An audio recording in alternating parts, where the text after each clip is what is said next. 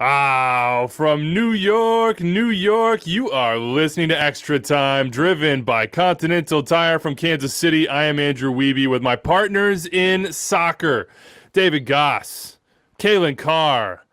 Hope you guys had a great Memorial Day weekend. It rained all Memorial Day here. That's okay. It's not always about some of the finer things. It's all about honoring those who have served. So I just want to shout out before you get going.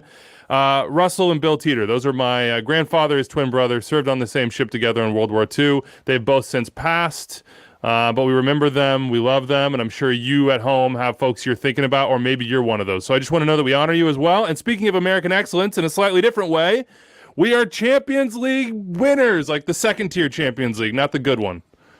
So that's pretty cool.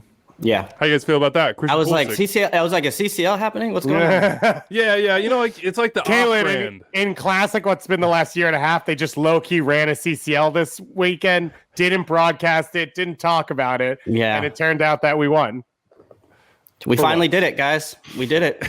We're here. How does it feel? It's the top of the mountaintop. Would you have bet that an American would win the European Champions League before an American team would win the, I guess, domestic regional Champions League? What have been the odds there? I will say this in similarity for the two. It felt like TFC was the closest MLS team to winning a CCL, and obviously Alphonso Davies won the Champions League first. So we are just following in the Canadian footsteps time after time. We are going to talk Canada on this show. We're going to talk U.S. national team Switzerland. Look ahead Calen to knows Honduras I'm the Montreal game. guy.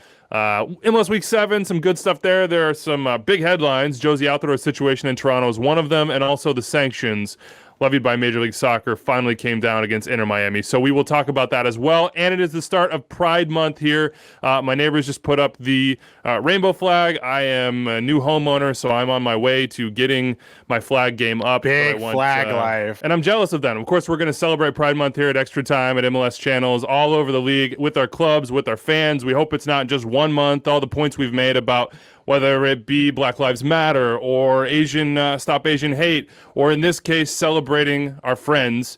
We want to do it every single month, so we'll try to do that. If you have ideas about how we can best do that this month, let us know. 401-206-0MLS. Let's get into it, guys. Let's not give Christian Pulisic all the shine. Maybe we'll see him against Honduras. We're going to talk about U.S. national team in Switzerland and look ahead. We've got MLS Week 7. Jozy Altidore, he's got a situation brewing, and so does Toronto FC with his status with the club. Also, big news came after we recorded on Thursday with Charlie. Inter Miami, those sanctions we've been waiting for.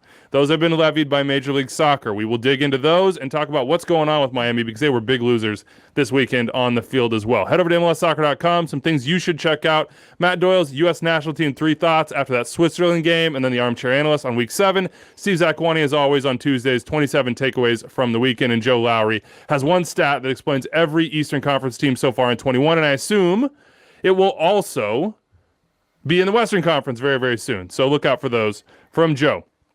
Before we get going here, shout out to Luna Asylum as well. You may not know who Luna Asylum is. I don't know either. That's an anonymous name of some incredible fantasy player who put up 108 points this weekend. He had Kai Wagner, 19 points. Nice play there. And then Gianluca Busio, who we'll talk about in a little bit, with 14 off the bench. All right, Switzerland, 2-1 over the U.S. national team. Were our questions answered? Let's just start there. We had a lot of them. Center back, life without Tyler or with Tyler. Center forward, where do you stand after this game, Dave? How do you feel? I think if all these questions we've had for 18 months were answered in 45 minutes in a game, we'd be ridiculous. So no, they weren't answered. One of the big ones is still, it's a group that hasn't really played together. And whether Tyler or Christian or Aaron Long are there, that's going to take a little bit of time for that to come together.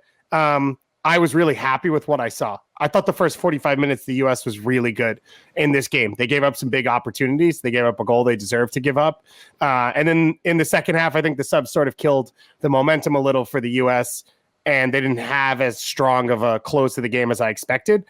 But watching this back the second time, where I was like a little bit down, I was like, oh, yeah, this was kind of a ho-hum game. Sort of that was the talk around it as well. I went back and watched it and was like, it's a totally different game than I first recalled.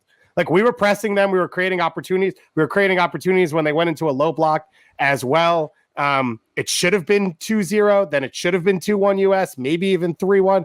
There was big opportunities in there. So I think no, the questions weren't answered. I still don't know what this team is when Tyler Adams is unavailable. Tyler Adams will be consistently unavailable in his career. It's just the nature of his body that we've already seen. The U.S. needs to answer that question. I saw some questions defensively about this group that we'll get into. But I thought overall, you have to be happy with what came out of this first game. I have an interesting experience watching the U.S. first team, let's say, right now, because on one side, I'm just so excited. I'm just so thrilled, especially in these opportunities to finally start to see it all come together, to see these players in camp together, bonding. You see all the stuff coming out from U.S. Soccer, then actually trying to put something on the field that's going to apply in big moments. We're talking World Cup qualifying, and we hope much bigger moments as well, but we don't want to get ahead of ourselves. But then the other side of me is that I'm so anxious. I'm so nervous. And as you said, I over-amplify all the negative moments. After the game ends, I'm sitting there thinking, oh my God, did we like think that John Brooks was better than he was? Oh my God, are we screwed at center forward? Do we not have the right player there? Oh my God, what do we do if Tyler Adams isn't there? So in some ways, I right now I struggle with the experience. I'm like, I want it, I need it, I must have it, I must see this U.S. national team and Greg Berhalter's ideas come to fruition. And the other side is, I don't want to see it. I don't want to be a part of it, because if it's not perfect, then I start having some of the memories that I've had over the last few years and experiences I've had come to bear. So in some ways, I'm like, the Gold Cup's going to be perfect. Yeah, the stakes are high in the sense that it's a first-team tournament for the U.S., but the stakes are lower because it's not the team that's supposed to qualify for the World Cup, so I can sort of relax and enjoy it. It's like my own little MLS-based U.S. national team experience. So I agree with you, though. As I went back and rewatched key moments and goals and sort of thought about it, I was like, am I overreacting? And I mostly thought that because Switzerland is not Honduras. And I'm not slagging Honduras in any way. I'm just saying that Honduras will attempt to play this Nations League semifinal game on Thursday in a much, much different way, I think. I think there will be more urgency for both sides. I felt that was lacking in this game. It just sort of felt like teams are like running patterns and like, handball and a penalty missed, or like, a guy in behind, goal scored, and nobody's even celebrating. Leggett did on his early on, 5 minutes, you're feeling good. But like the Swiss are just sort of like, ho-hum, we're preparing for Euros, and everybody... I told you last week. I know. They are the soulless national team of the world. It didn't have some of the hallmarks that I think competitive action and Concacaf will. And it was a different style of game in a lot of ways. And yeah, I'm okay with some of the learnings. I still have some concerns, but I'm okay with some of the learnings. And I think it was a good step forward from Greg Berhalter. And I think maybe we all need to take a step back from the ledge, my friend, because we're all ready to overreact. And I know I'm one of those people. But yeah. Oh, sorry, Calen. You go. No. Go ahead. No, I was just going to say, and the chances...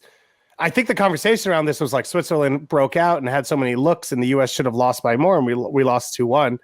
Dest was in on goal on a chance he should have finished. Reyna misses by inches. Sargent has a header wide of the post. They pressed Switzerland into mistake. Leggett hits the side net to make it 2-1. Like, in watching it back the second time, I was like, oh, whoa. There's a lot of chances here for the U.S. to break this open, which, okay, on the one hand, they didn't finish, but on the other, I just think the narrative around the game was super negative really quickly.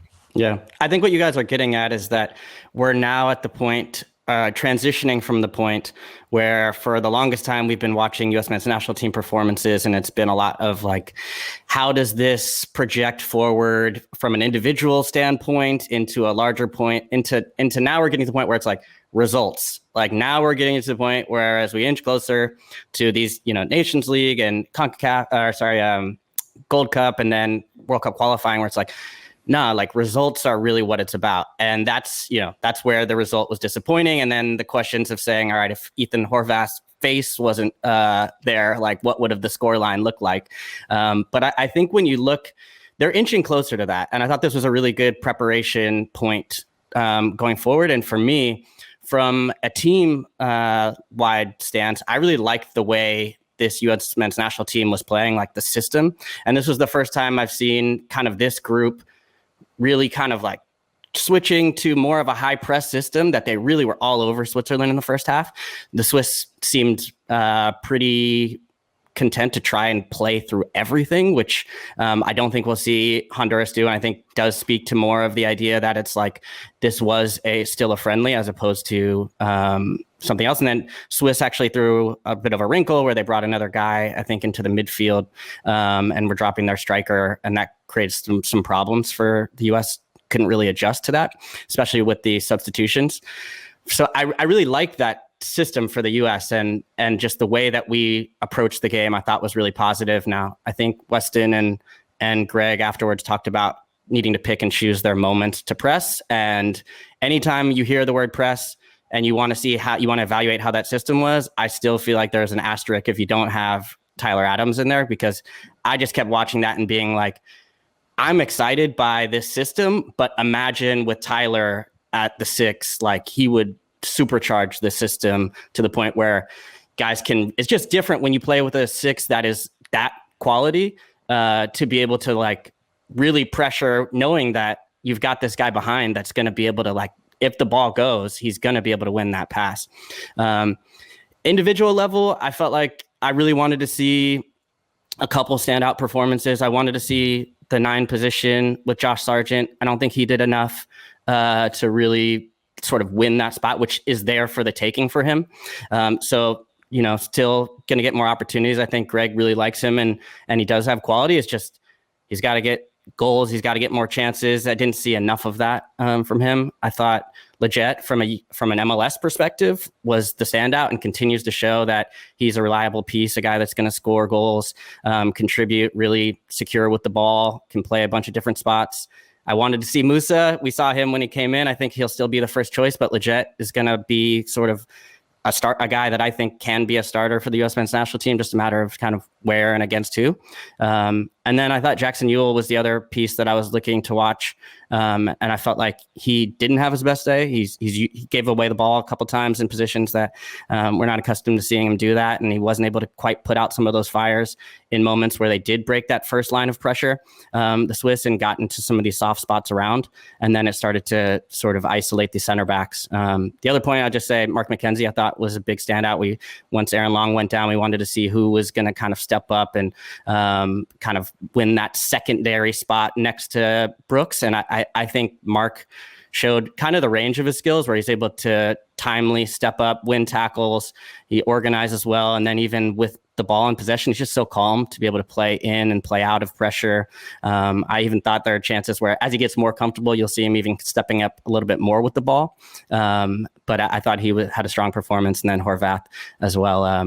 You know, when you see Zach Steffen out, you wonder who's going to take that secondary spot when Zach's not around or whatever it might be. And he had a big performance, I think, as well. So those are my individual thoughts. And you'll see it from McKenzie, I think, on Thursday versus Honduras, where they're not going to come out of their shape too much. This is a group like us that hasn't had a ton of games. So they haven't played at a high level under this coach barely at all in his time. So I think it's going to be a Honduras group that sits in their block, which is going to be a different challenge, which I love the idea of Mark McKenzie being able to stride past the forward or go into the half spaces and make someone commit and do those things which he's comfortable doing and could sort of play both ways.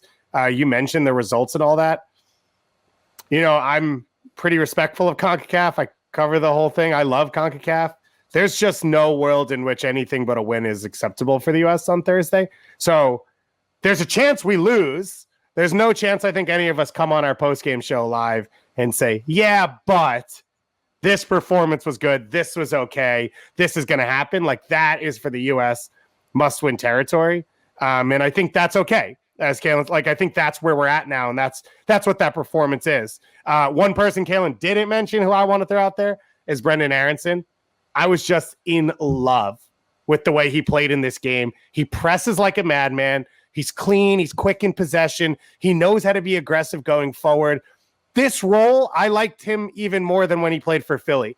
Like, out on the wing where there's a little bit of freedom, pressing in to push the ball to the other side and just being a quick option and understanding Dest's movement, being able to come inside and give Dest space. I thought he was awesome. If it was me, he would be starting on Thursday. I don't know if Pulisic's available. I don't know how else the rest of the team sets up, but I wouldn't take him off the field after what I saw from him against Switzerland. Greg did say that Christian is going to start. He said it would be hard to keep him out of the team because they were asking questions afterwards in the press conference. Sounds like Brendan Aronson should be starting right mid. Right. I think it's gonna be Reyna. I think it's gonna be hard to keep Reyna out of the team too. And I think Brendan, I agree with you. He fits this system fantastic, and his engine, even his ability in tight spaces, his ability to draw fouls, dangerous fouls around the box or around places. He just seems to be able to get out of things always. He had one moment where the U.S. was in a low block defending. Brooks steps up, wins a header, comes to his feet, surrounded by defenders. Megs wanting, draws a foul. It just relieves all the pressure, and then you get to start over. Sorry. Yeah, I think he's definitely got a big role to play on the team. But I assume on Thursday he'll probably come off of the bench as sort of a substitution in the second half. And I think it'll be Christian will slide into his spot, and it'll probably look pretty similar, I would guess. I would say Musa will probably step into the midfield as well. If Tyler was there, and I guess this is a big game of ifs, this always is. Do you think you could see a Reyna McKinney dual 10 midfield with Aronson out there? Is that maybe possible? But I think Musa is the most important player of those three to get on the field. And I think in that spot. So I think that's the push. Is like, yeah, Tyler can cover defensively for that. I'm not worried about that. But I don't know that team is better that with those players in there than it would be with one of those two guys out wide and Musa in the team. It's probably a good time to mention, by the way, we've kind of mentioned it repeatedly here. We will have a reaction show right at the final whistle of this U.S.-Honduras game. All the MLS channels will stream there. Extra Time Club and Country, driven by Continental Tire. It'll be the three of us plus Matt Doyle as well. Just doing what we normally do. That'll be our podcast for Thursday as well. So we'll sit in there and talk about the U.S. national team. Get at us on Twitter. We'll be putting out the tweets saying, hey, what do you think? How do you feel? And, of course, the result will dictate everything. It's nice to be back in that position with a game that matters and having the opportunity to really sort of sort through our emotions and our observations live after the fact. So I do want to kind of go back to this, though, and to look ahead to Honduras. How much of this game do we think actually just is a copy-paste for Greg? Was that this situation, or were there things he was trying out, things that he just wanted to see, guys he might have been resting? I mean, I think about the Pulisic situation. He just wins Champions League. He's a sub, so it's not like he put 90 minutes on his legs in that one, but he probably put 90 minutes celebrating. We've seen some of the images afterwards, and God bless him for doing so. Yeah, he very well ought to. He deserves it. Yeah, how much from Switzerland really carries over? And let's dig in a little bit more about Honduras, because Honduras isn't going to try to play out of a press that way. Yeah. I don't think. And that's not a slag on Honduras. And I agree with you, Dave. A win it's a win, or it's unacceptable for this U.S. team in the project because of what they're trying to do and what they're trying to build. But Honduras will probably just bypass. Let's say, we're not going to take chances back there, and certainly not in a game of this magnitude. This isn't a friendly. We're not preparing for Euros. This is something we want to win. Let's see what Albert Elise can chase down. Let's try to go win fouls ourselves. Let's get into dangerous set-piece positions and see if we can win the game our way. Yeah, absolutely. But I think for this U.S. team, a lot of that is, okay, what are you doing in possession? Where are you losing the ball? That's how you're going to control this game. We did see in the January friendly time, we played El Salvador and Trinidad and Tobago, and we were able to press them into mistakes. I know those were friendlies, but there is the possibility of getting some good pressing opportunities in a game like this. And then the last part is the guys at the back have to understand their responsibilities. You have to be locked in. I think my question mark right now is not Dest is obviously a starter. He's a phenomenal talent. He's, world class on the ball. He's maybe the best in the pool. They started him at left back, and the questions right now were how do you get space for Pulisic? Who's on the right wing? How do you get width? And I wonder defensively. I think Brooks is unbelievable with the ball. He's clearly a starter. He's not a guy you want to get isolated. And so if Dest is high up the field and not tracking back and wants to be in possession as well, you're starting to create a dangerous situation. Now you're going to have Pulisic along that left wing too. So I wonder, not from an attacking point of view, but from a defending point of view, if that's why Dest is most important at right back. Now, in this pool, for the Nations League final, it may not matter because Anthony Robinson's the other option. And I don't know that he does a lot more defensively. In the Sam Vines conversation, or the deep cut Ryan Hollingshead one, which some people are having. Who? Me, just me. I'm the only one. Then there's other options of guys who can maybe do a different role for you and be locked in defensively. And your role is to make sure Brooks doesn't get exposed, stay connected when you're pressing, things like that. So I think this Honduras test will be different. This is what we have talked about for 10 years is in CONCACAF World Cup qualifying, you need to have two teams, a team that can play at home and a team that can go to Honduras, that can go to Costa Rica and battle and not have the ball and win. And that's the example kind of what you're looking at here. You're at Switzerland. Now you're going to fly across the world and come into a game with a completely different set of game states. And this national team has to be able to react to that. And so that's what this whole test is about. On the Dest situation, I feel like I'm less concerned about that. I think there's different ways to account for it, where you don't leave Brooks on his own, whether you slide, you Cannon over and you shift the entire back line, or maybe Weston has to recognize those moments where Dest is pushing forward, or Jackson Ewell or whoever is playing that 6 role to kind of put out those fires, because you have to give him the ability to get forward into the attack. And like you said, with the people available, you feel much better about the right-handed side of our back line, right? Whether it's Cannon, I even thought Yedlin came in and did well in the limited minutes we saw him. I think he still has a big role to play with the team. So you kind of need Dest over there. And I was worried more about, are you taking Dest out of his best position to be able to like really get to the end line? But when you look at some of the moments that he had, even in the match in the attack, the chance where he beats the guy and gets the shot off, like he's still super comfortable on the left-hand side and can get you enough going forward, I think. So I'm interested to see. Like, he doesn't care. Yeah. I don't know that we've ever had and Christian, like, where you're like, you put those two guys together on that left-hand side and you look at, really going against anybody in CONCACAF for sure. But to Weeby's point, it's going to be Elise, right? It's going to be a 4-5-1 from Honduras. It's going to be Elise on that right side. It's going to be Lozano trying to hold the ball up top. And if Dest and Pulisic are up attacking and that ball releases and Minor Figueroa hits that dime he's been hitting for 15 years over the top, it's going to be Brooks and Elise 1v1. And that's a dangerous moment. Sure, but you pick your poison, because if he's not coming back the other way, then it's Dest and Pulisic coming at you. And so it's just a matter of who can account for it a little bit better and who can take the most of those opportunities when you get them. These are the tests. This is the moment. Greg Berhalter said it on the U.S. National Team podcast, and you did too, Calen. It is now about results. CONCACAF Nations League semifinals, 7:30 p.m. Eastern on Thursday. Paramount Plus, our guy Charlie Davies, Gooch, Clint Dempsey. I think Mo Adu is the color guy on the call. Of course, you heard from him on the Club and Country episode we did last week. Go check that out. You'll have to close your ears when Zach Steffen is talking about the possibility of winning I almost said the CONCACAF Champions League, the UEFA Champions League, but the rest of that interview was awesome, and it's a great preview. The other one.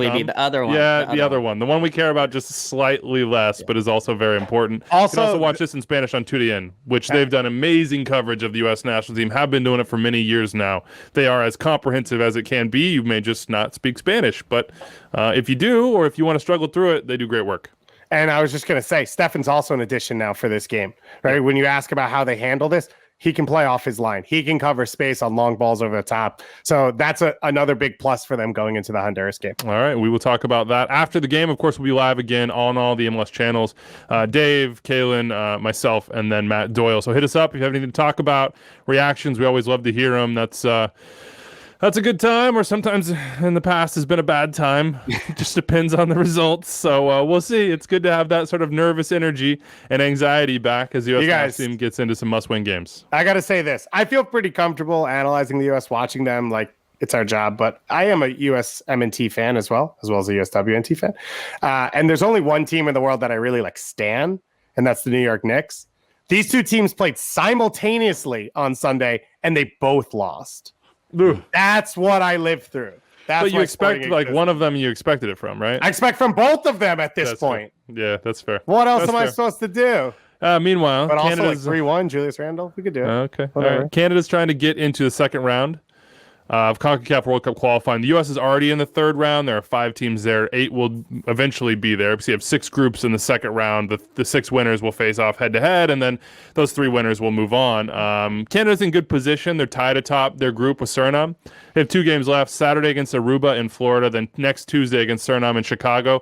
They're tied on 6 points. They said that's going to be sort of the rubber match because Aruba is not going to beat this Canada squad, which is straight up stacked. There is no Atiba, there's no Kamal Miller, but there is Alphonso Davies, there's Jonathan David, there's up and down the roster the players we've been talking about for the past year or so that are changing the conversation around Canadian soccer. Dave, this is your wheelhouse. take us around CONCACAF right now, because while the U.S. plays and Nation League goes on, and of course Costa Rica and Mexico are on the other side in the semifinals. I can't believe you didn't mention Canada as one of your teams. I mean, come on, man. Oh yeah, good It's call. our team. It's not his. It's ours. It's all of Montreal, right? You're right, Calen. Montreal. I've been shamed. You're better than that. You're better than that. I'm better than that. I feel like I should probably go for a lap. Is there an element of like the Catalan team and the Quebecois team? Like, could you? I think there is a Quebecois team because I think there's a Cascadia team as well. I think they play in the same type of like non-FIFA World Cup stuff. For Canada, it's a pretty close to strong squad. Obviously, Atiba's a big loss. I think Kamal Miller should be a starter at center back, especially left center back next to Daniel Henry. That's a big loss. Scott Arfield as well. He's back, by the way. Daniel's back because he hasn't been around since I want to say 2019, which is awesome. He's been in Korea, so he couldn't come during COVID times. We are not talking about the Aruba game specifically because this is a team that should beat Aruba. It doesn't really matter what the score is. This is an Aruba team that's semi-professional. Once again, I love CONCACAF. I respect it. Canada should beat Aruba. And so then the game against Suriname, the following game, is everything. And that's the big one we've been talking about, June 8th. June 8th is going to be unreal in CONCACAF World Cup qualifying. Literally every group's going to be decided on June 8th between the two best teams in their groups. For the first window, though, because obviously we'll preview that next Monday, Suriname, Panama, Bermuda is actually a tough one on June 4th. So Suriname could drop points there, which would put Canada even in a better driver's seat. Guatemala, St. Vincent and the Grenadines, a big one. Group E is kind of up for play because you had St. Lucia have to drop out. So everyone's only played 3 games. So you got Nicaragua, Belize, and then Haiti, Turks and Caicos. The expectation is Haiti and Nicaragua are the 2 best teams in that group. It's been proven over the last few years. But it's still something to watch out for. And then St. Kitts versus Guyana should be a really interesting one. I thought Guyana had a chance to win the group. They came out and lost immediately to a Trinidad and Tobago side that's just been a wreck over the last few years.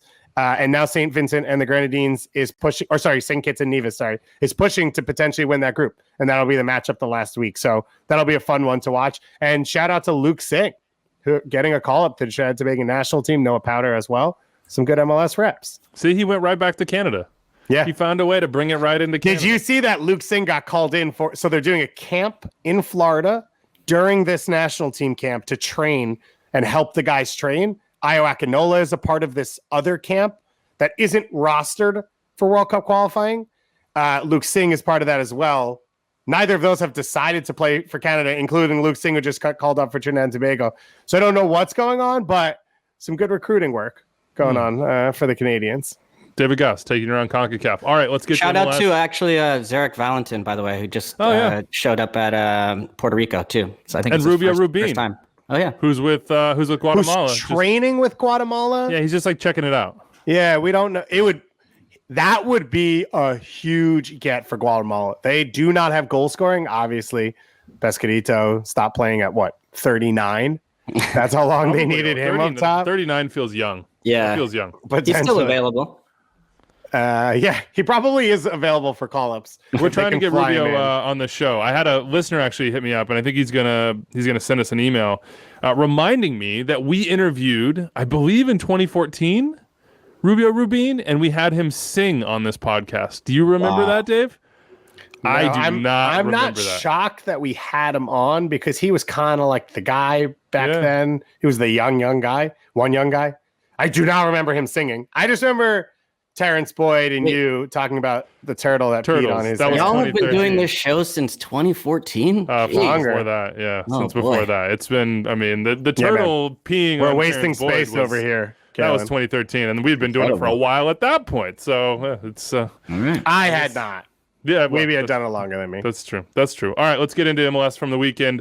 The celebrating soccer moment of the weekend presented by Continental Tire. I got to say, it happened right here in Kansas City. It was a full house, the first one. I wasn't there, child care, et cetera, but it was rocking by all accounts. And then Gianluca Busio hits the golazo, which we have to talk about in a second. Beckham-esque off the post, across. Goalkeeper didn't even move an inch. And then Graham Zusi, I want to shout out him and his family. He wore some pretty incredible cleats that were decorated in memory of his grandmother, who passed away before the game last week. So shouts to Graham Zusi and his family. That's a beautiful moment. But wow, a full stadium to see a Gianluca Busio goal, a 3-2 win for Sporting Kansas City against the hated Houston Dynamo. Calen, you just got to love that, right? I mean, it's a wonderful moment. Everybody can agree. It just warms your heartstrings. You know what I love is that the Busio goal on MLS's YouTube is I think the headline is something like 18-year-old bends it like Beckham. Like they're going for those. I know what that's like. They're going for those views. I like it. Don't ever look at our headline. The link, it was worthy. I mean, it was definitely worthy. One of the best. I mean, it's one of the best free kicks I've seen in MLS this year, maybe for a while. Little shade on Lucas Zelarayan. Yeah, but I just like the way it just kisses off the post like that. I don't know, and I'm not supposed to enjoy it, so that's I thought Houston came out and were positive. I think when you go to Kansas City, you can't just sit back. So I thought Houston started the game positively, get that first goal, but it's tough when we've seen this a couple times now with Kansas City where it just becomes overwhelming. They're just relentless. They just go and go and go. And I thought Busio, even not just in the set piece, obviously was really good throughout the match. And he's in the last run of games, especially, I feel like he's gotten stronger and stronger. And there were comments coming into the season he was making of trying to take on more responsibility and having a breakout season. I think we really are starting to see that now. I think he gets the assist on the Kinda goal, and Polito as well. Yeah, I've got him on my striker list this year in the draft, so I was glad to see him get back going. And I mean, sometimes he does drop deep and begin to look to start the break and facilitate. And Houston got caught, I think, a couple times where it was maybe 5-on-3 or 4v4, and that's not a good situation playing against Kansas City. So, they did a good job. So it was. The other thing I would say is like seeing fans back in stadiums, and we talk about how those can change games. And I do think Sporting is one of those, situations where those fans do make a big difference. And it was cool to see them kind of back in the stadium and rowdy, even though it was against my Dynamo. But I sit back and I was like, this is the type of game I want to watch. These two teams going at it, end-to-end stuff. And Houston didn't give up. They give them some credit. They kept fighting and get one back late. So, good. But Busio, I think, was the standout for me. You think Honduras has any concern right now? I'm looking at the conference standings here.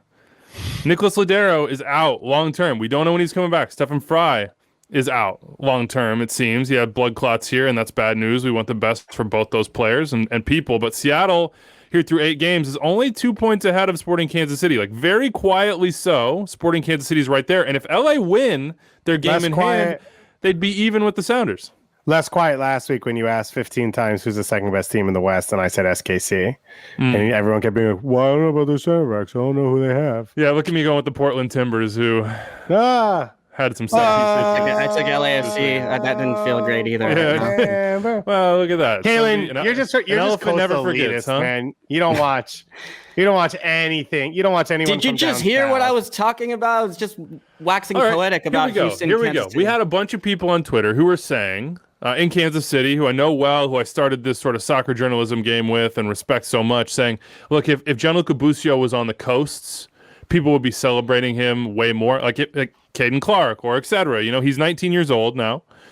He just hit this free kick. He talked about being a number 10 coming into this season and taking responsibility there. He's wearing that number, but he's playing more of the 6 right now for Kansas City. You think we have hyped him enough? Yeah, right? I don't know. Have we? I guess that's what I'm asking. I was trying to pose it that way. You came in and jumped in with probably the right question. I mean, when he came into SKC, it was a huge deal. Like as an academy kid, everyone talked about it.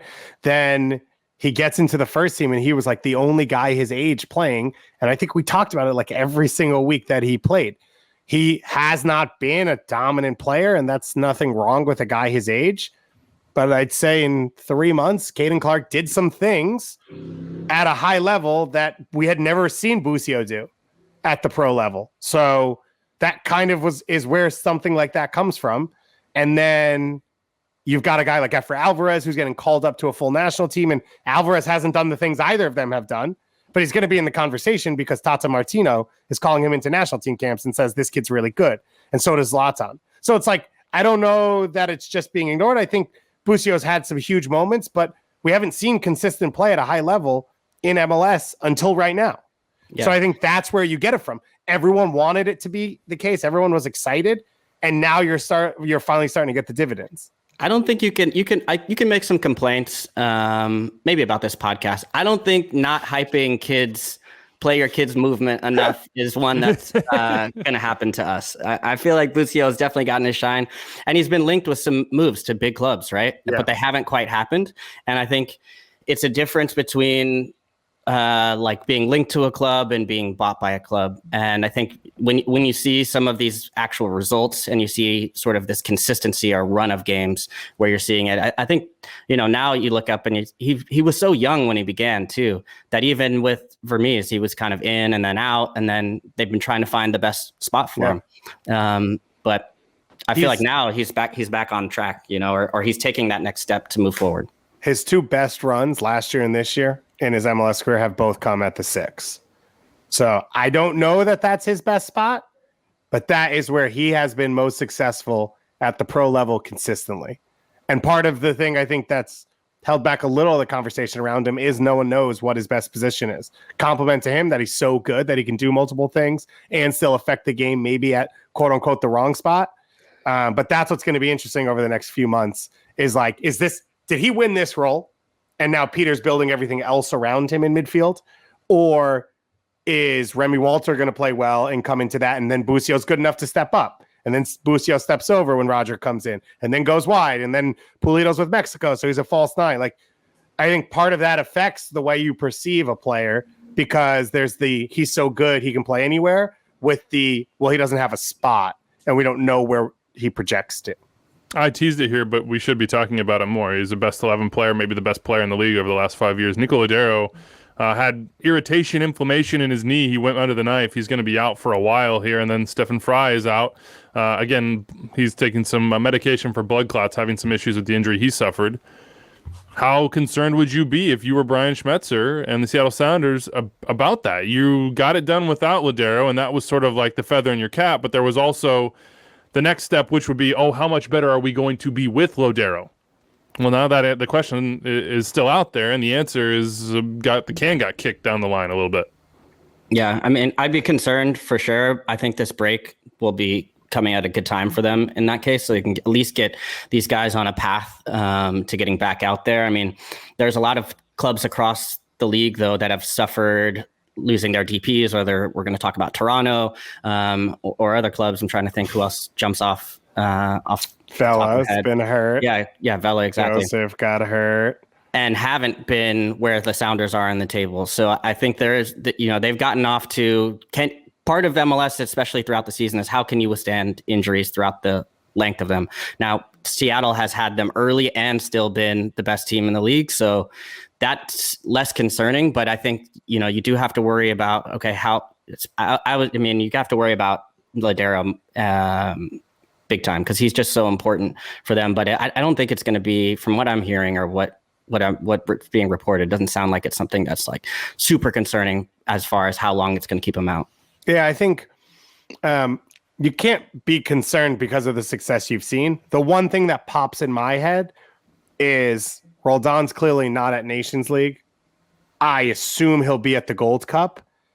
If Lodeiro is out during that time and Roldan isn't there, you've already lost Jordi Delem. Now you start to get thin on numbers. And I think Roldan and João Paulo are the two, if Lodeiro's not there, that you need in your team. I think it's tough to get results without them. You hoped Lodeiro would come back in as Roldan, maybe went out for national team. That doesn't seem to be the case anymore. But I still think playoffs is what matters for them and winning MLS Cup, and that's not in danger.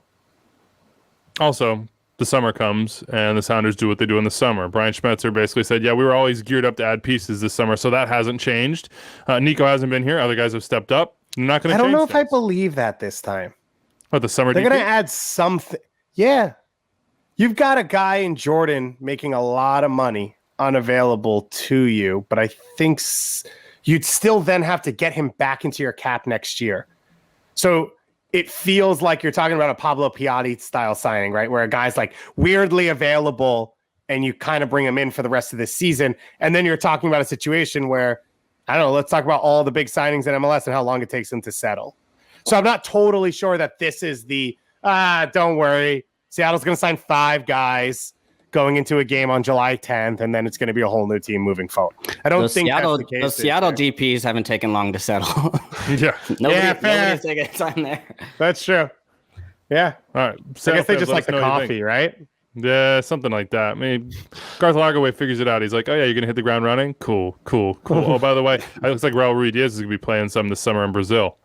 Copa America, that's an interesting situation, and we do not have 2 hours to dig into that one. We just hope that the fans, the players, that everybody is safe and hope for a fun tournament around that. So let's jump into my narrative fun zone, and we're going to focus on one thing here, and that's the Jozy Altidore situation. We did not record in time to get this into the show. It happened afterwards. Breaking news from Jeff Carlisle that has since been reported out. The report from Jeff was that Altidore had been told to train on his own for Toronto following an argument with head coach Chris Armas after he was subbed against Orlando. Not this weekend, but last weekend. He was subbed out in the 70th minute. I think they were down 1-0, so they're chasing the game. Jozy apparently wasn't happy about that. I get that. I wouldn't be happy about it either.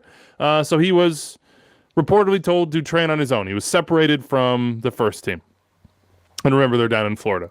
Now, this is the quote from Ali Curtis, the Canadian press, over the weekend. Quote, we are still going to use the international break to discuss the situation in-house. That conversation will be handled internally. It will be a club decision, and it will incorporate what I would say is the totality of the time that Jozy has been with the club, such that we arrive at a resolution that is in the best interest of the club and moves us closer to being in a position to win a championship. This is complicated. Obviously so. You have your star, your talisman, a guy who helped deliver MLS Cup and respectability to the club, reportedly being basically frozen out over an argument with the coach, and now there's a little bit of a walk back here in some ways that they'll figure it out internally, but figuring it out is strange too, because if you look at the MLS roster rules, they can't buy out Jozy and get cap relief during the season. They could have done that before the season started, but they can't do it now. So what do? What will happen with Jozy Altidore in Toronto FC? How much does it matter to being, quote unquote, closer to being in a position to win a championship? Dave, you're our Canada guy. You're our TFC guy. How do you internalize all this? What do you start to chew on when you see this happen in Toronto with a player of Jozy's stature? So I start with Jozy's a legend. He's a legend in this league. He's a legend for the U.S. national team. To me, the difference between losing MLS Cup in 2016 and winning in 2017 was the play of Jozy in 2017. That playoff run, not just the goal, but the way he was dominant, and they played through him. He's a top 25 player in MLS history. He's one of the top strikers ever. He's also a club legend, and it's unfortunate that this is, whether it ends or continues, that this is how this goes. And I think partially there'll always be issues now, either from the fan base or from different members of the team, that it ended, that this happened, because it kind of felt this way coming into this new contract. And then they gave him the deal. And then in this offseason, we know they were shopping him. He has the no trade clause. And then everyone came back together and said, okay, it's fine. He's enjoying time under Chris. If you kick the can down the road, at some point, you're going to hit the end of the road, and then you're kind of out of it. And that's where they are now. And so there's no positive ending to this. I don't know that he's going to be able to come back into the team, whether they're going to want him to. He's going to want to. Culturally, you can even do that again, because like we said, they did that this summer or in the offseason, and then they brought him back in. You can't do that a second time in 4 months. So I think all of that sucks. I think the only thing you're going to see is Jozy's probably going to be playing in a different league coming up the next time we see him, not for the U.S. men's national team, if he plays for them this summer. And all of that's unfortunate. I don't think the club's better off for it. They do have some cover at center forward, so it's not like the position kills them, right? They have Ayo Akinola. They've obviously brought in Tom Dwyer. We didn't understand why.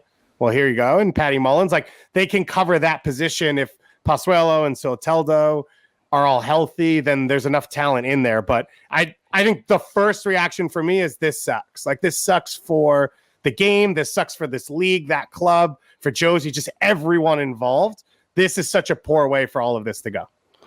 When you said this summer, it happened in the summer. What did you mean? I meant to say the off season. I keep saying the summer. So in the off season, they were out there shopping him to trade him in MLS because they didn't have anyone to sell him to externally, and it felt like he wasn't going to fit into the team anymore. Okay. He has a no trade clause. So an MLS team has to agree with Toronto to give up enough to get him, and then Jozy has to agree to go there. Okay. Clearly that didn't happen. I think part of that was I don't think Jozy wants to play for another MLS team. So that's why it feels like the only answer to this problem now is that he goes to another league. Today was the day that I found out there are no trade clauses in MLS. I was this year old. They're expensive. They cost about $3.5 million. Yeah, I was like, I don't think I had one of those. Yeah. And then I saw Herculez Gomez had reported that there were interest in Liga MX in the past for Jozy as well too, which I think makes sense. But just for whatever reason, the contract hadn't gotten done. And I think, I echo all those sentiments about like his history and place in that club. I focus more on the club than the league part, just because I think that does carry weight in how you handle these types of situations, and does change the way that you have to, I guess, even for your fan base, to make sure that you're managing this correctly, because it's he's a big personality and a big figure within that club. Now, the issue also, and we've been sort of walking around it, is the contract, right? Because it's like, what can you do at this point? And also, when the player's not even training within the club, how much leverage do you have to go out into the market and be like, hey, Tigres, we got this guy. He's not training with us. He's training around us right now. But you should give us some money. Like, how does that work? That's very difficult. It also just within a team is difficult as well. And I think all players really are going to have the players back in these types of situations, because you understand what that situation is like and you have these personal relationships. But it's tough to see a guy where he's not training with the side anymore, especially when results aren't going your way, which they're not going their way for Toronto right now. So that can become a compounding issue, and it becomes, the longer this stretches out, the more difficult it is to come back, I think, into the team, because and anytime I've only been in a situation once or twice, but it generally results in a move for the player. And that feels tough, because you don't want to see it end like that. And you do want to see Jozy and this Toronto FC team getting back on the right foot. And they've had injuries, tough start to the season. New manager, I think, coming in, it's a lot of pressure to manage a group that has won a ton, that has the same big figures of the past, without the manager that's gone, Vanny's left. It's rare to see the manager leave before some of the players, especially the more established ones, but that's kind of what happened. So, building those bridges and then there's all these other things that you don't understand that happen, whether it was in the off season or in the past. And like, it's this sort of like scar tissue that might not necessarily just be between the player and the manager. It could just be something that's, and I don't have any way of knowing any of that. And Calen, let's add on this, and when this has happened to you in the past, then everyone goes home and lives with their families. Right now they live in a hotel together, and we think they're going to travel back. We don't know what's going on in Ontario. Like, it's complicated, but culturally it's even worse, because you've got a new coach in Chris Armas coming in to a group of legends, an established group, and they all live in a hotel together in the middle of nowhere, not near where any of their families are. So it's like, that's all of that is compound. Probably. That's how you get to a boiling point like this. And I think for Chris Armas, it's unfortunate, because I think he's probably stepping in and taking the bulk of things that weren't really his experience, right? Jozy being at the end of his fuse or whatever happened probably has less to do with Chris Armas and more to do with other people around TFC that he's been dealing with for 4 or 5 years. But Chris Armas is now the face of this. And I don't know that Chris Armas came in and took control of this entire situation. And that's kind of one of the things that it feels like is happening, is these old stories, whatever it is, that's all starting to bubble over on his watch without him sort of resetting it, which is what we felt like was going to happen. Because when Jozy came back into the team, the word we were getting was, well, he's actually been happy with playing under Chris. He's liked the session so far. He feels comfortable with him. And I don't know, it's been 6 weeks and that's no longer true. Yeah, that's not the case. Clearly, it can't just be about the substitution. Like, we know that, right? It can't be about the substitution. I mean, look, this is a really tough place to be for Toronto because of the way sort of the structure works with his contract, with his health, with his productivity of late. I mean, he hasn't played more than like 18 or 19 games in the league since 2017. So it's been a while. I don't know that where's the leverage for them in this situation to get a deal that, as Ali Curtis said, is in the best interest of the club and moves them forward. The leverage is his talent. And, that, and he's still of an age where I think if he can get games and run a form, like, I don't think it's unthinkable he goes back into the national team picture, right? And he's a big part of the way that we look at this next cycle or whatever. So I think that would be the leverage argument, is like a club like Tigres or a club like, in Liga MX or another MLS team tries to get him and go from there. So my dream scenario is Liga MX.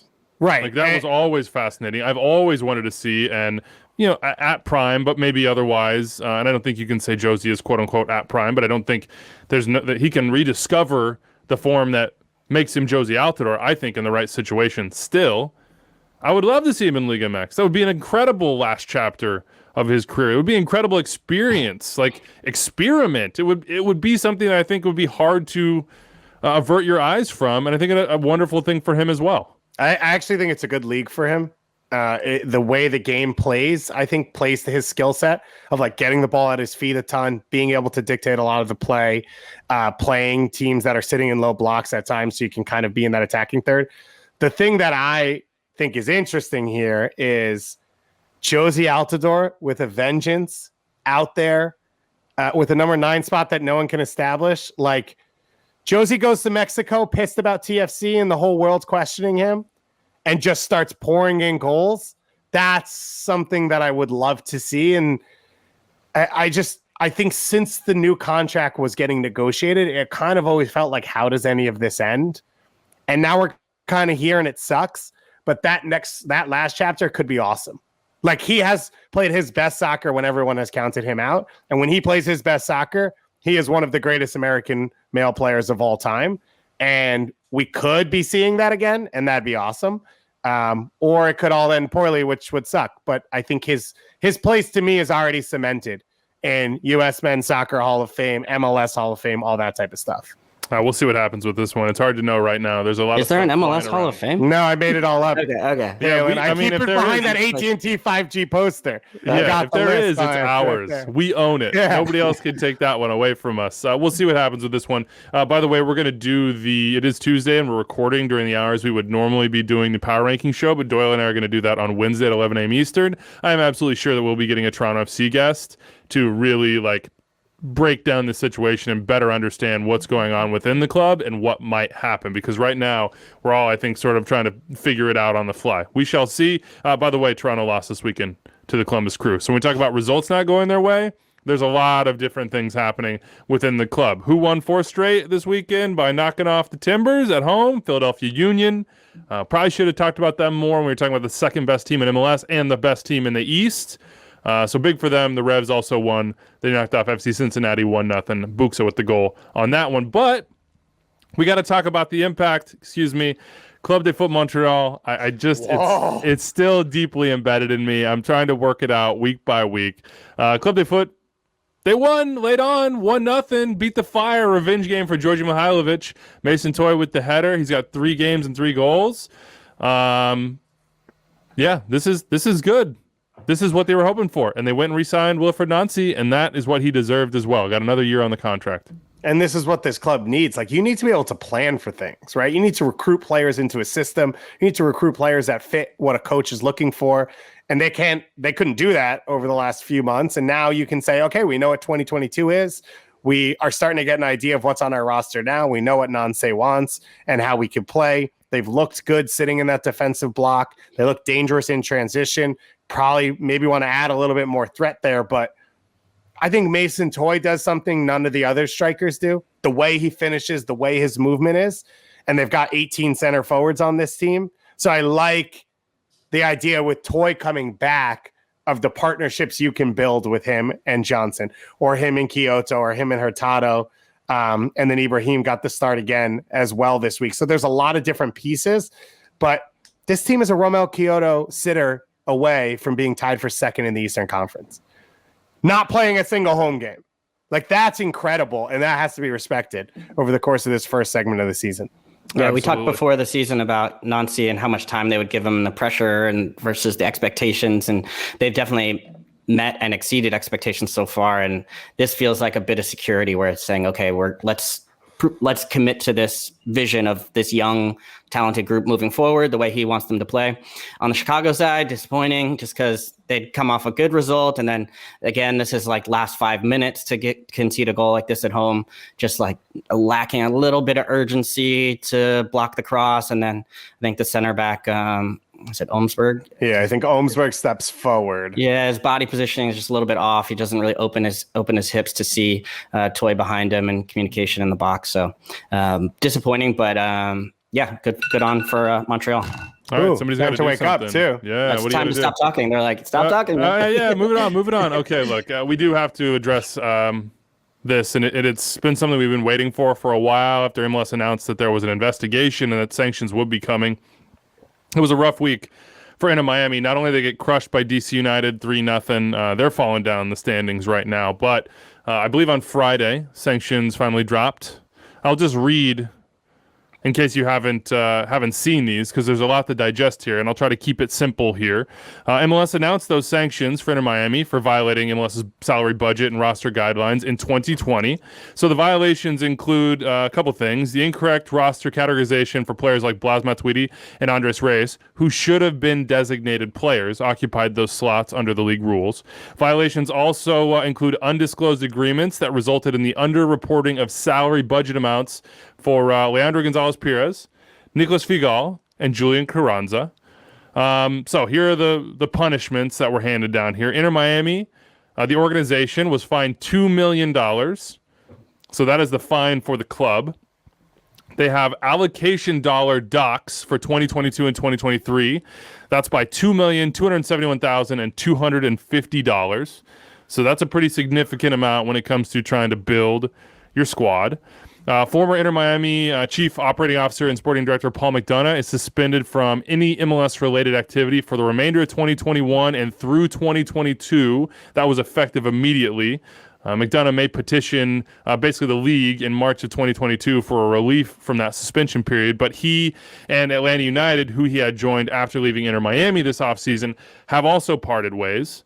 And then managing owner Jorge Mas was fined $250,000. Here's sort of the quote from the release here from MLS. Quote, as managing owner of Inter Miami, Mas approved all player-related agreements and transactions. He was ultimately responsible for making sure Inter Miami had sufficient controls and protocols in place to ensure compliance with MLS rules. While Mas was cooperative with the league's investigation and importantly alerted league investigators to critical information regarding undisclosed player-related agreements, investigators found that he failed to disclose his knowledge of the Matuidi violation at the appropriate time required under MLS rules. The investigation also found no wrongdoing on the part of Inter Miami owners Marcelo Clare, Masayoshi Son, Jose Mas, and then David Beckham. There's a lot to digest there. I suggest going and reading that yourself and thinking through it. The Athletic has had some ongoing coverage of that as well. If you subscribe to them, they do good work. This is really rough for Inter Miami, and you can obviously say by their own doing. And I think you can say that in a lot of different ways for this club right now. And it goes outside of this. There seems to me for them, and I was thinking about this when it came down, that perhaps the most important thing for an expansion team is to have a really secure foundation that you build from, a vision, that you stick to that vision, and that you get a lot of big decisions right. And that is what that foundation is ultimately, right? It's a head coach, it's front office, it's the decision that those two people or many people make to build your roster, whether that be DP spend and profile, whether that be TAM, the way you set up your academy for down the road, all those ancillary pieces that you bring in, the difference between success and failure, whether that be in the expansion draft or in that initial super draft or in the free agents you're able to sign or the players you scout and sign outside of the big designations that are TAM and DPs. It seems to me that Inter Miami has really missed on almost all fronts, if not all fronts, on the Sporting side. Yeah, you look at the great expansion teams ever, and you talk about early on finding these guys, right? Diego Chara, Chad Marshall, and it's like those are special players.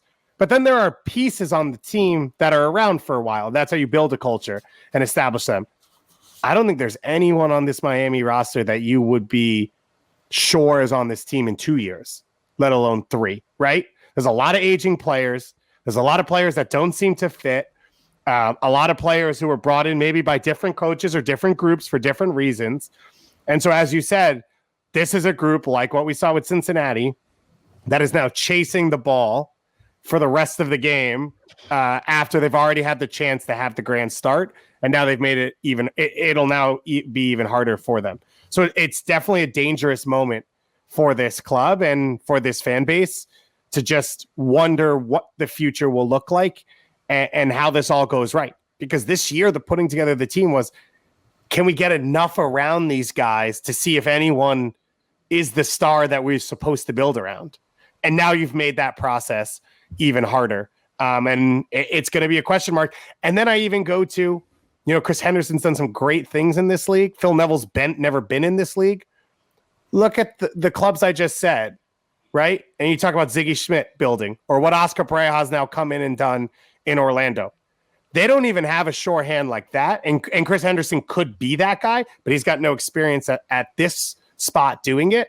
And so it's real. They're really out swimming right now. And I don't know that it'll go poorly, but the only basis we have over the last few years is FC Cincinnati. And it's gone one way. And then you look at the other side, and not to pit them as examples, but for Nashville, Walker Zimmerman's going to be there for a while, right? Like, he's going to be a part of this team for a number of years. Alex Muyl probably will be as well. Alex Muyl maybe isn't going to win you MLS Cup, but you'll know who that club is, and fans will have something to connect with, and you have things to at least build other pieces around. Yeah, they set the foundation. It just feels like Inter Miami has already had to tear it all down. They already lost the DP and Mateus Pellegrini because of everything that happened in relation to these sanctions. They have aging DPs that have a ton of talent. We've talked about Gonzalo and Federico now, and obviously Blas Matuidi is a great player. But I think Chris Henderson can and will do amazing work there, but now he has limitations in how he can build and what he can do and the flexibility that he can put in place to try to figure out how to improve what is something that is disjointed, and that's their roster. It is disjointed. Like, what is Rodolfo Pizarro was supposed to be a centerpiece. Has he been a centerpiece this year? Is that his fault? I feel like it would be hard to be successful on the field right now in Miami, even without the sanctions here that will limit them in the allocation money sense going forward. It would be hard just because of all the change. Yeah, and they as a result of change, I mean, it all feels very fragile with Inter Miami, where it feels like they've had moments. Like the main thing I've seen as a positive for them this year is after a disappointing result, they've usually come back and respond to the next game. So they lost to LA Galaxy, and then they go to Philly and beat Philadelphia. They lost midweek, I think, to Montreal and then they beat Cincinnati in their opener, and the way that they did that. So, but it all just feels like kind of on a knife's edge for them. And this week was the one where it was like, okay, they lose to Chicago, that's a disappointing result for sure. And then you go and play DC and you just get kind of run over here. And so the danger for Inter Miami is that one bad result turns to a next and goes to the next, and then suddenly it starts to go the wrong direction because they don't have that solid foundation like you guys are mentioning, because the pieces, they kind of don't really fit. It's like Gonzalo Higuain takes up so much space as far as like the way he needs the ball and the way players have to try and fit around him and what you have to do. I mean, he's been good. He's still super dangerous around the goal, but I don't know. He's not bringing the best out of other players around him. And I would say the same thing for Pizarro. I don't think he's made players around him better. So it all feels very fragile for Inter Miami this year. And I don't know. I think maybe this break might help them, but long term, when you look at kind of what the vision is and how they can change things, they have these big contracts too. So Yeah, gosh, when you said like 2 or 3 years of what this might look like, and some of those players might not be here, that might be a hopeful sign in some ways. Like, I feel like not to diss any of the players on the team, but just like they kind of will need to remake themselves in some ways. And if you look at maybe a club that's tried to do that, I don't know, like Orlando, would it be? I guess. I think Orlando. Minnesota had a little bit of that where they were like, oh, crap. Okay, actually, all these guys are not going to do it. It's going to take us time to rebuild. But Minnesota didn't invest heavily that they were stuck in deals, right? They invested. They signed bad players just straight up, but because they didn't spend a ton of money. I think Orlando's probably the closest comparison of like Orlando signed Kaká. They got a couple of young DPs. They had some veteran dudes they thought would work. And then it took them, 5 years? From that moment to get Oscar Pareja and like really turn things around. And Luis Muzi too. I mean, it has to go both sides here. Yeah. So it took them a while. I'm throwing this out there. I'm not saying this is specifically related to Miami, but we just talked about it. So I just want to bring it up. We talk about all the issues with Miami's roster and the way it's put together and how pieces fit. Wilfred Nancy is starting Rudy Camacho in the middle of his back line. Joel Waterman, who was rejected by Vancouver and played in the CPL, and Kiki Struna. Victor Wanyama is the centerpiece of his midfield, a DP with no knees that we all question, Djordje, and a bunch of forwards that everyone rejected, and they're getting results. So no matter what the team really looks like, there should be an expectation that Miami can get results. There should be an internal belief. There should be an expectation from the fans, and it's not unreasonable for this team to put it together. You've got LGP and Nico Figal along that back line. Yeah. Like Montreal would have killed for those guys a few weeks ago, and no one would touch Rudy Camacho, and he's out here getting shutouts in Chicago. So I just think we need to keep things in perspective when we talk about these MLS clubs. Yeah, those center backs that Gregory, I think, has been good. Lewis Morgan. There are pieces. I mean, we haven't seen the best of Robinson yet. So, but yeah, I mean, some of those big pieces are the ones where you have to build around them, and like the DP part of it is where they've gotten into trouble, and also haven't been the answers on the pitch as well. Yeah, all is not lost. I think that's a good way of putting it, but I do think that the Chris Henderson hire looks even smarter now than I thought it did then. He's got to get out of the way and let Chris Henderson, now that he knows some of the limitations that he has, plan and execute in conjunction with Phil Neville. If those are the guys that you trust, give them the trust. There's a culture moment here for Miami as well as things start to go bad on the field, and they have really self-inflicted bad news off the field as well, which is who are we going to be? What are we going to be? And how are we going to look at each other every single day and get the results that our roster says that ultimately we're capable of? Are we going to be the like sexy, free-flowing, like Galacticos Miami team that maybe some folks expected? Yeah, I was doing a little shoulder back and forth there. Sure. You that's look the way cool. I felt it. Mm-hmm. Yeah. Probably not immediately, no. Because we're not that now, and it takes time to get to that. But I think with this roster, there is the possibility that they could play in that way. It might take time. And certainly down the line, it will be more difficult than others, let's say. But there are ways to procure allocation money through sales or trades or otherwise. And now it's on the club and the decision makers on the soccer side to figure out how to do it. Yeah. Talk about a team that can't afford to miss on guys. And Chris Henderson's track record, as you said, like perfect guy, because no one knows talent evaluation and what it takes to succeed in this league like he does, and they can't afford to miss on guys anymore. So you're right that it is the perfect person to have in that scenario for this team.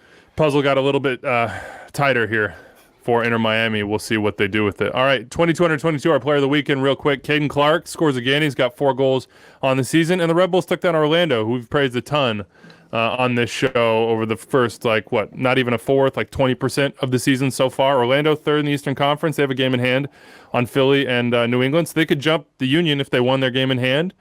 We'll see what happens after this long break, but they're going to get some. How old is Cáceres? 20. He's been there for 4 years now, which is right. Yeah, 3 years, 4 years. So he's 22, which is incredible. It's I still remember the day they signed him, in the sort of like the post Tyler Adams world and what he was supposed to be. He's starting to be that. Those young. He's 20. He's 21 years old. But the story with him was, I think NYCFC beat Red Bull head to head and finished above them in the standings, and they both put in a bid on him the day of his 18th birthday when it became available, or 17. And Red Bulls got him in the MLS listing over NYCFC because they were a few points behind them, which was that head-to-head or something like that. So it worked out well for them. Klimala looks special as well.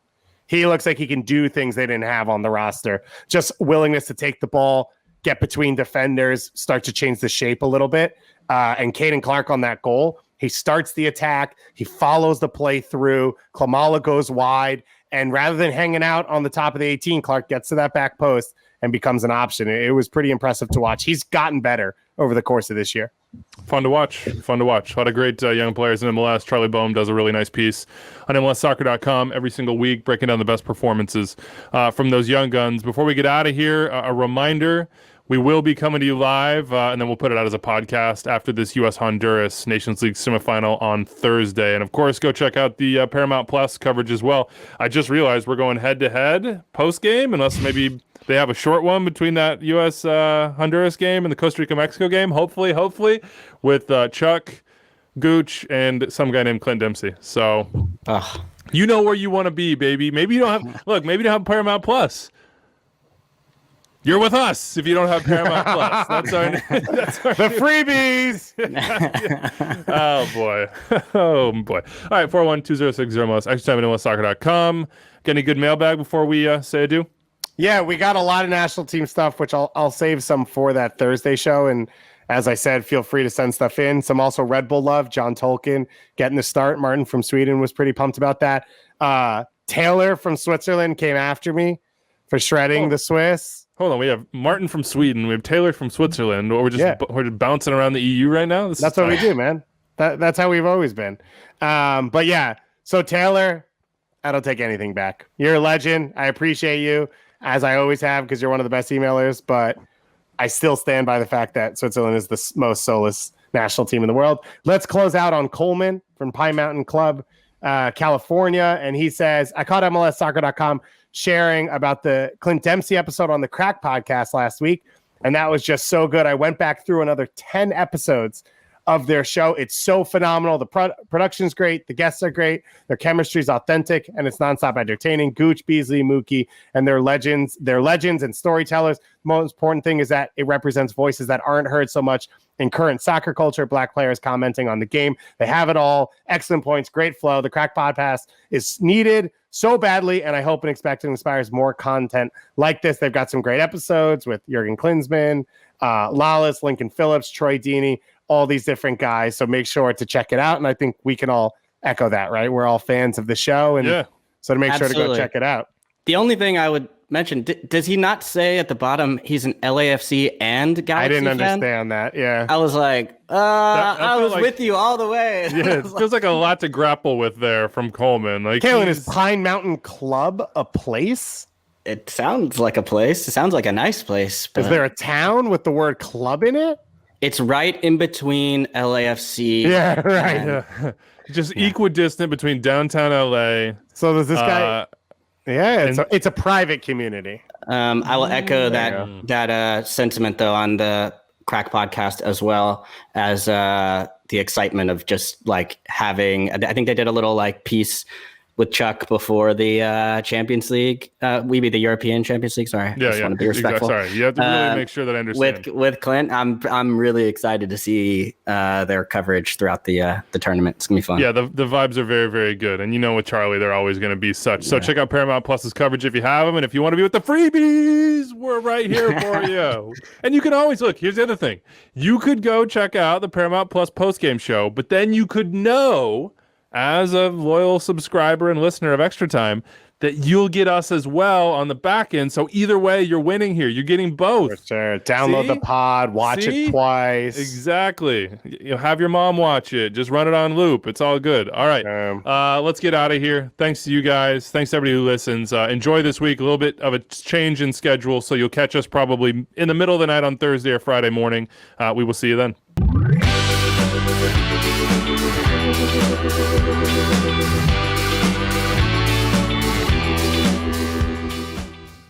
So you made it through and even enjoyed more than an hour of MLS talk with extra time driven by Continental Tire. That means that you should go subscribe to our podcast wherever you listen to them, and you should also check out more extra time on the MLS YouTube channel. If I can point right there, click right there, and subscribe to the MLS channel right here. Have a great day, folks.